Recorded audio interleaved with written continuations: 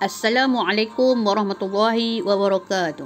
Untuk Merdeka Islam Tok 6, pada minggu ini kita akan mempelajari bidang sirah di bawah tajuk Perjanjian Hudaibiyah bahagian 2. Murid boleh merujuk buku teks di muka surat 138 hingga 139. Okey, pada pelajaran yang lepas kita telah mempelajari bagaimana latar belakang Perjanjian Hudaibiyah yang mana melibatkan kaum musyrikin Quraisy Mekah dengan kaum muslimin Madinah. Yang mana kaum musyrikin Quraisy Mekah mengutuskan Suhaib bin Amru, manakala wakil dari kaum muslimin Madinah ialah Nabi Muhammad SAW. Okey, siapa nak ingat, Perjanjian Hudaibiyah ini berlaku pada bulan Zulkaidah tahun ke-6 Hijrah, yang mana berlaku di Hudaibiyah. Hari ini kita akan melihat apakah isi Perjanjian Hudaibiyah dan kesannya. Itu kesan daripada Perjanjian Hudaibiyah. Okey, terdapat 5 isi Perjanjian Hudaibiyah di antara kaum musyrikin Quraisy Mekah dan juga kaum muslimin Madinah. Okey, perjanjian yang pertama iaitu genjatan senjata selama 10 tahun. Genjatan senjata selama 10 tahun. Iaitu genjatan senjata ni ialah satu perjanjian iaitu di mana sebarang pertumpahan darah ataupun sebarang tindakan agresif seperti berperang ataupun bergaduh ataupun bunuh-bunuhan di antara kaum musyrikin Quraisy Mekah dan kaum muslimin selama 10 tahun. Tiada sebarang peperangan ataupun sebarang tindakan agresif selama 10 tahun di antara kaum musyrikin Quraisy Mekah dan juga kaum muslimin Madinah. Kesannya, pertumpahan darah dapat dielakkan dan penyebaran dakwah dapat dilakukan secara terang-terangan tanpa halangan. Okey, isi perjanjian yang kedua. Orang Islam tidak dibenarkan menunaikan umrah pada tahun itu. Kesannya, keazaman kaum muslimin semakin kukuh untuk kembali ke Mekah menunaikan umrah. Masa perjanjian tu hanya tak boleh buat umrah hanya pada tahun itu saja, pada tahun Perjanjian Hudaibiyah saja. Tetapi pada tahun berikutnya dah boleh buat. Jadi keazaman kaum muslimin semakin kukuh untuk kembali menunaikan umrah pada tahun berikutnya, untuk mereka kembali menunaikan umrah di Mekah. Okey, isi perjanjian yang ketiga. Okey, kedua-dua pihak bebas membuat perjanjian dengan pihak yang lain. Perjanjian yang ketiga, kedua-dua pihak bebas membuat perjanjian dengan pihak yang lain. Kesannya, Nabi mengambil peluang menjalinkan hubungan dengan negara dan kabilah Arab yang lain. Kedua-dua pihak bebas membuat perjanjian dengan pihak yang lain, maksudnya bebas membuat perjanjian dengan negara-negara luar. Tak kisah negara mana, tak payah, tanpa ada sekatan. Jadi Nabi mengambil peluang menjalinkan hubungan dengan negara dan kabilah Arab yang lain secara tak langsung. Nabi punya hubungan dengan negara luar semakin luas.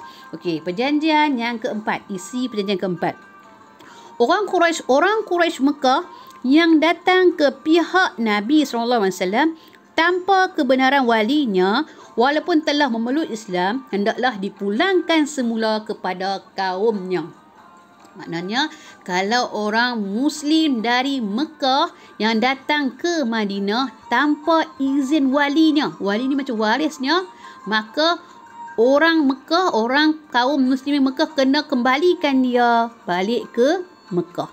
Manakala di pihak Nabi pula, pihak kaum Madinah pula, sesiapa daripada pihak Nabi Muhammad SAW yang datang kepada pihak Quraisy Mekah tidak akan dipulangkan. Tapi Nabi pula dia kata, kalau kaum muslimin Madinah pergi ke Mekah, tak perlu dikembalikan. Tak payah dipulangkan ke Madinah. Biar dia duduk terus di Mekah. Tengok apa kesan dia daripada yang Nabi buat. Kaum Madinah jika ke Mekah tidak perlu dipulangkan. Kesannya, peluang menyebarkan Islam melalui muamalat di antara orang Islam dengan bukan Islam di Mekah semakin tersebar.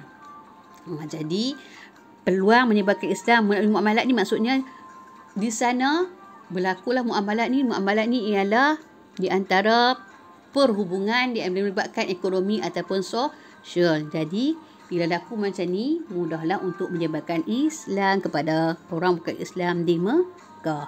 Kesannya, semakin ramai penduduk Mekah memeluk Islam.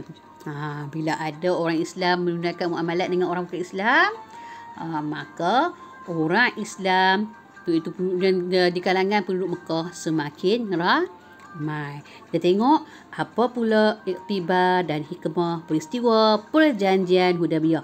Okey, ada 3 iktibar yang kita ambil. Pertamanya sebagai seorang pemimpin. Okey, sebagai seorang pemimpin mestilah bijak merancang dan mengatur strategi. Kita ambil iktibar daripada surah perjanjian Hudaybiyah ni. Sebagai seorang pemimpin mestilah bijak merancang dan mengatur strategi. Dan terusnya mengatasi masalah dengan tenang dan rasional. Dan yang seterusnya bijak membuat sesuatu keputusan. Seterusnya daripada sudut sebagai seorang yang dipimpin. Maknanya sebagai seorang rakyat. Okey, seorang rakyat mestilah taat kepada pemimpin selagi tidak melanggar syarak. Di mana di situ nampak kan, yang mana orang Islam ikut saja Nabi kata buat perjanjian, dia ikut. Itu menunjukkan taat kepada pemimpin selagi tidak melanggar syarak. Kita sebagai rakyat kena taat kepada pemimpin selagi tidak melanggar syarak. Berganding bahu dan menyokong pemimpin. Dan seterusnya mengamalkan toleransi. Okey. Yang seterusnya sebagai seorang Muslim. Iktibar sebagai seorang Muslim. Daripada perjanjian Hudaybiyah ni apa? Kita mestilah mentaati perintah Allah dan Rasul. Dan yang seterusnya bersungguh-sungguh melakukan sesuatu. Dan yang terakhirnya menepati janji. Okey, sesungguhnya perjanjian Hudaybiyah ini mengandungi banyak hikmah. Antaranya ialah membuktikan Islam agama yang cintakan kedamaian dan dakwah Islam semakin berkembang dan titik permulaan kepada pembukaan kota Mekah. Hikmahnya ialah apa? Membuktikan Islam agama yang cintakan kedamaian, dakwah Islam semakin berkembang dan titik permulaan kepada pembukaan kota Mekah. Okey, rumusannya Ustazah buat untuk tajuk ini, untuk kali ini. Kebijaksanaan Nabi Muhammad SAW telah membawa kepada termeterai perjanjian Hudaybiyah. Perjanjian ini ternyata memberikan kebaikan kepada umat Islam dan faktor utama berlakunya pembukaan Mekah.